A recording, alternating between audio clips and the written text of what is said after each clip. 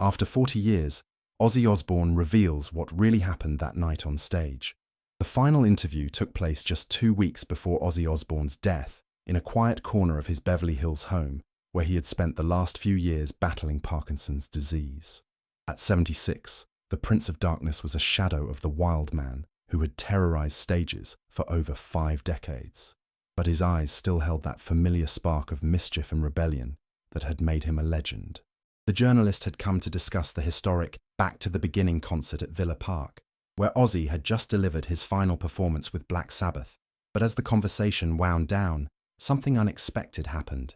Ozzy's expression grew serious, almost haunted, as he stared out the window at the California sunshine. "You know," he said quietly, his distinctive rasp barely above a whisper, "there's something I've never told anyone about that night in Des Moines. Something that's been eating at me for 43 fucking years." The room fell silent, except for the ticking of an antique clock that Sharon had bought years ago, back when they still believed Ozzy would live forever. His hands, ravaged by Parkinson's, trembled as he reached for his tea, the same hands that had once gripped microphones with the fury of a man possessed. If you're already feeling the emotional weight of this moment, please hit that like button. This is the story Ozzy never wanted to tell, but felt he had to before it was too late. January 20th, 1982. Veterans Memorial Auditorium in Des Moines, Iowa. The Diary of a Madman tour was in full swing, and Ozzy Osbourne was at the height of his solo career madness. Just 2 years removed from being fired from Black Sabbath for his excessive drinking and drug use, he was determined to prove that he could be even wilder, even more outrageous as a solo artist. The snow was falling heavy that night, blanketing Iowa in a winter storm that seemed to mirror the chaos brewing inside Ozzy's mind. He had been on tour for nearly a year, and each show demanded more spectacle, more shock value, more reasons for people to gasp and talk and remember. The pressure was crushing him, but he hid it behind layers of cocaine, alcohol, and manufactured madness. But what the world never knew, what Ozzy had buried beneath decades of interviews, documentaries, and retellings, was that the most infamous moment of his career wasn't the accident everyone believed it to be. "I've let people think it was a mistake for over 4 decades, Ozzy confessed, his hands shaking from the Parkinson's as he reached for his tea. "Everyone thinks some kid threw a bat on stage and I thought it was rubber. That's the story I've told 1,000 times. But it's not the whole truth." The real story began hours before the show, in Ozzy's hotel room where he sat alone, drowning in cocaine, alcohol, and the crushing weight of expectation.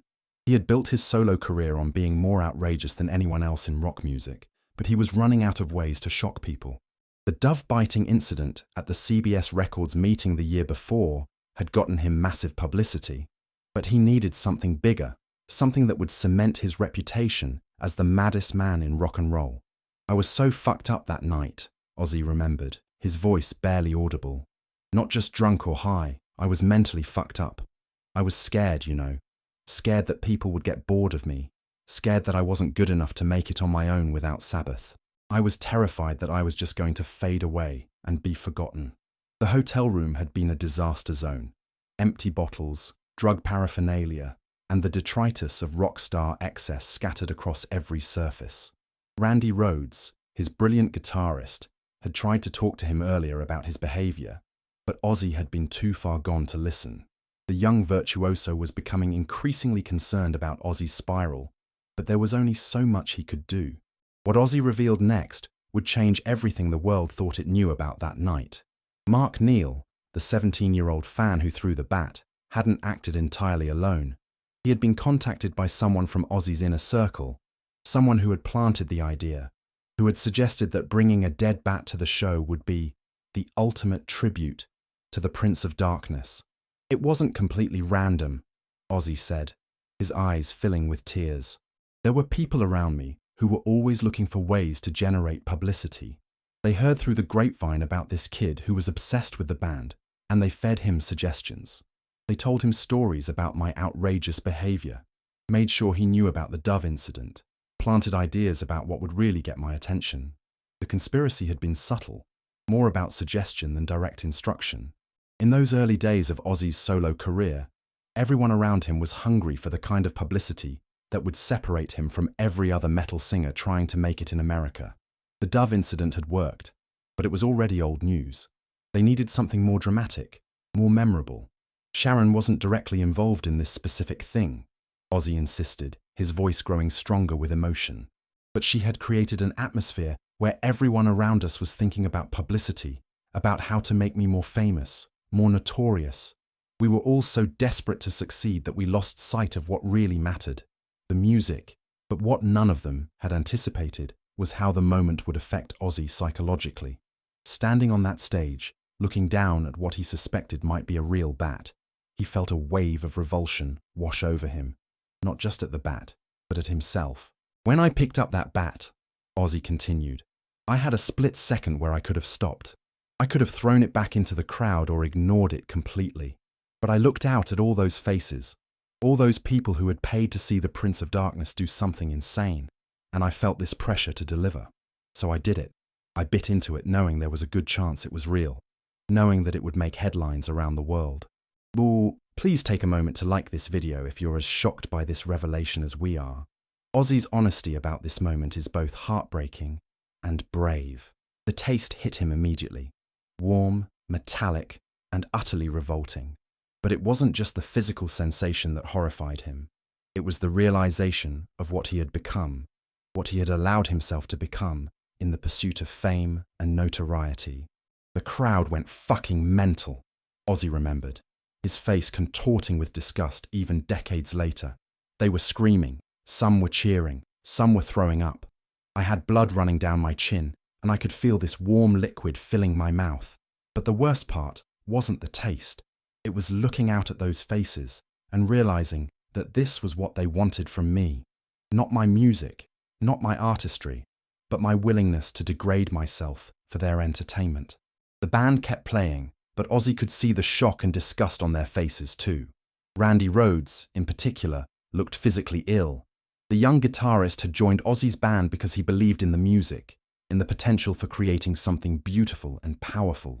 Watching his frontman bite the head off a bat was not what he had signed up for. Backstage after the show, as Ozzy spat blood into a towel and prepared for what would be weeks of painful rabies shots, the full weight of what had happened began to sink in. The adrenaline faded, the crowd noise died down, and he was left alone with the reality of his choices. I looked at myself in the mirror that night, and I didn't recognize the person looking back, he said. I'd turned myself into a monster for the sake of publicity. And the worst part was, it worked. It fucking worked better than we'd ever imagined. The bat-biting incident became the defining moment of Ozzy's career, mentioned in every interview, every biography, every documentary about his life. It overshadowed his musical achievements, his songwriting, his genuine contributions to heavy metal. He became the guy who bit the head off a bat more than he was the singer of Black Sabbath or the voice of Crazy Train. For 40 years, every journalist I've met has asked me about that fucking bat, Ozzy said, his voice rising with frustration. They want to know what it tasted like, whether it was alive, how I could do something so disgusting. And I've answered those questions thousands of times, but I've never told them the whole truth, that I knew what I was getting into, that I made a conscious choice to cross that line. The revelation became even more painful when Ozzy considered the impact on Mark Neal, the teenage fan who had thrown the bat. Neal had given interviews over the years, always maintaining that bringing the bat had been his own spontaneous idea, inspired by stories of Ozzy's outrageous behavior. That kid thought he was doing something fun, something that would make me happy, Ozzy explained. He had no idea that people around me had been planting ideas, encouraging that kind of fan participation. For years afterward, he got both credit and blame. Some people said he was a rock and roll legend for giving me the bat. Others said he was sick for bringing a dead animal to a concert. He never knew that the idea had been subtly encouraged. Neal, now in his late 50s, had become something of a minor celebrity in Des Moines because of the incident. He had always spoken proudly of his role in rock history, never suspecting that he had been manipulated into participating. I've wanted to tell him the truth so many times, Ozzy said. I've wanted to apologize for using him, for making him part of something without his full knowledge. But how do you tell someone that their moment of rock and roll history was orchestrated? How do you take that away from them? The weight of carrying this secret had affected Ozzy in ways he was only beginning to understand as he faced his own mortality. The Parkinson's diagnosis, the health scares, the knowledge that his time was running out, all of it had made him reassess the choices he'd made in his pursuit of fame. "I became famous for biting the head off a bat, but that's not who I really am," he said. "I'm a musician. I'm a songwriter. I helped create heavy metal music. I've influenced generations of artists. But none of that matters to most people. They just want to hear about the bat." The irony wasn't lost on Ozzy that his most calculated publicity stunt had also become his greatest burden.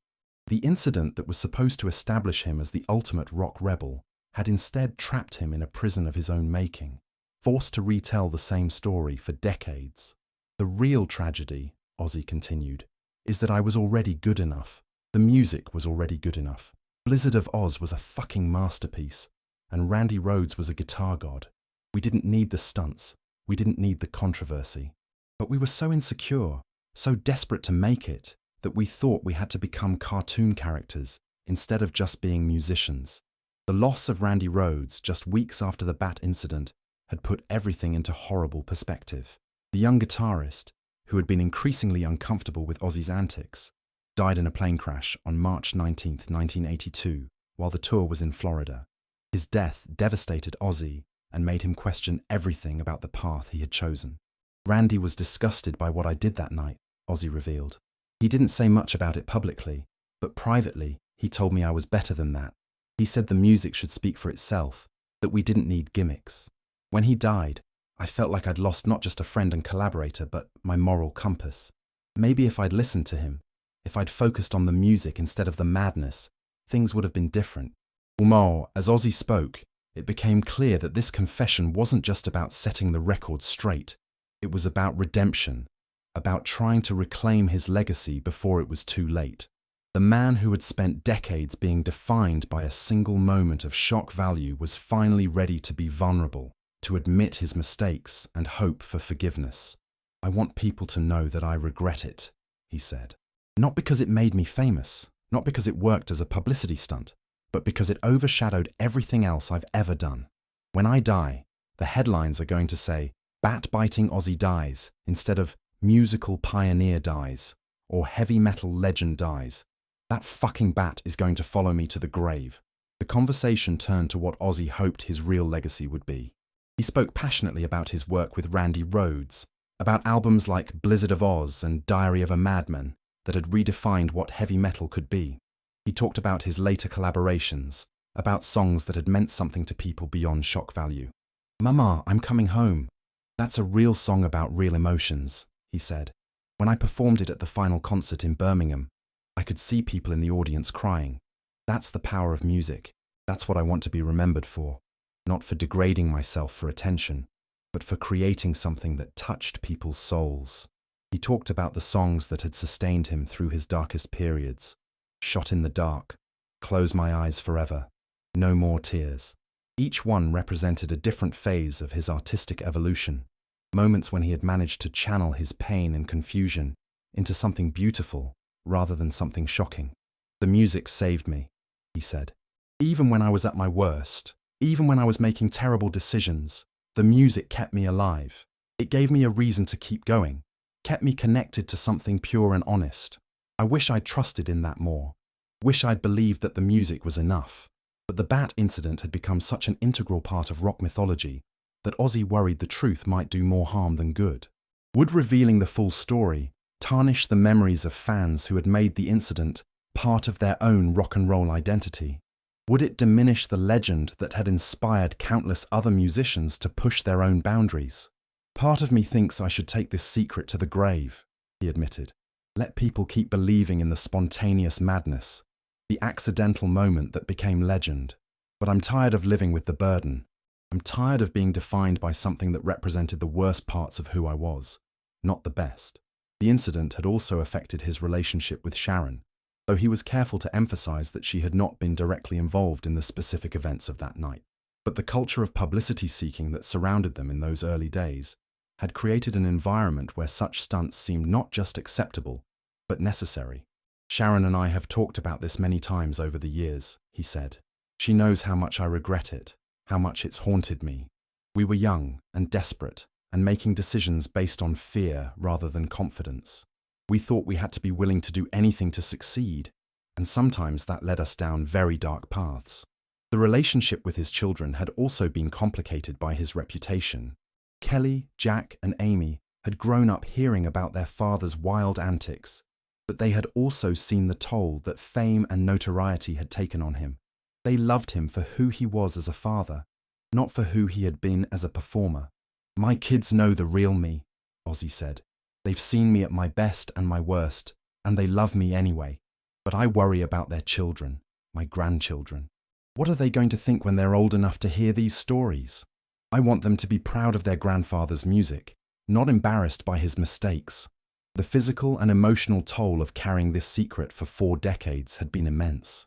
Every time someone brought up the bat incident, Ozzy felt a wave of shame and regret that he had to hide behind a mask of rebellious pride. He had become a prisoner of his own mythology, trapped in a role that no longer fit who he wanted to be. "People expect me to be proud of it," he said. "They expect me to laugh about it, to treat it like some great rock and roll moment. But I've never been proud of it. I've been ashamed of it for 40 years. Every time someone asks about it, I die a little inside." The conversation moved to the present day, to the Back to the Beginning concert that had been his final performance. Despite his physical limitations, despite the Parkinson's that made it difficult for him to stand for long periods, he had been determined to end his career on a high note, surrounded by the music that had defined his life. "That last show was everything I wanted it to be," he said. "It was about the music, about the connection with the fans, about celebrating what we'd created together. Nobody asked about bats or doves or any of the crazy shit. They just wanted to hear the songs, to be part of something beautiful and powerful. That's how I want to be remembered." As the interview drew to a close, Ozzy made one final request of the journalist, and of the world that would eventually hear his story. "I don't want people to hate me for this," he said. "I don't want them to think I was completely fake or that nothing I did was genuine.